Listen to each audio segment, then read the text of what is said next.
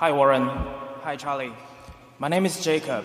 I'm a shareholder from China and also a proud graduate of Columbia Business School. Thanks for having us here. My question is, our world is changing at a faster pace today versus 40 years ago, and even more so going forward. Under this context, for each of us individually, shall we expand our circle of competence continuously over time, or shall we stick with the existing circle but risk having a shrinking investment universe? Thank you. Well, obviously, you should, under any conditions, you should expand your circle of competence. If you can. If you can. Yeah, I've expanded mine a little bit over time. But you can't, you ought to be pretty cautious. You can't force it.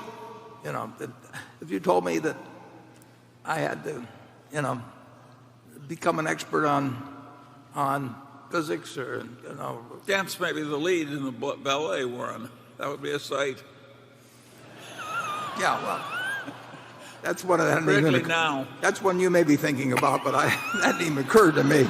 But no, it's ridiculous. Yeah.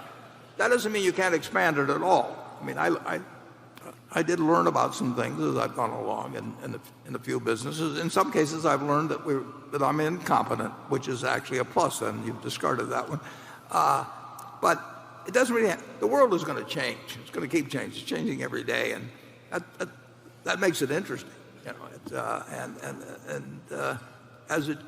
As it changes, certainly within what you think is your present existing circle, you should be the master of figuring that one out, or it really isn't your circle of competence.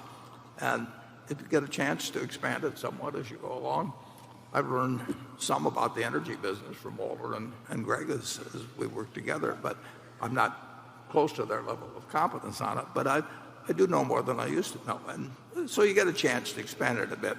Usually, I would think normally your core competence is probably something that sort of fits the way the mind is worked. Some people have what I call a money mind, and they will work well in certain types of money situations. It isn't so much a question of IQ. The mind is a very strange thing, and people have specialties, whether in chess or bridge. I see it in different people that can do what seem to be impossible things, and they're really kind of, as Charlie would say, stupid in other areas. So just keep working on it. But don't think you have to increase it and therefore start bending the rules. Anything further, Charlie? No. Station 9.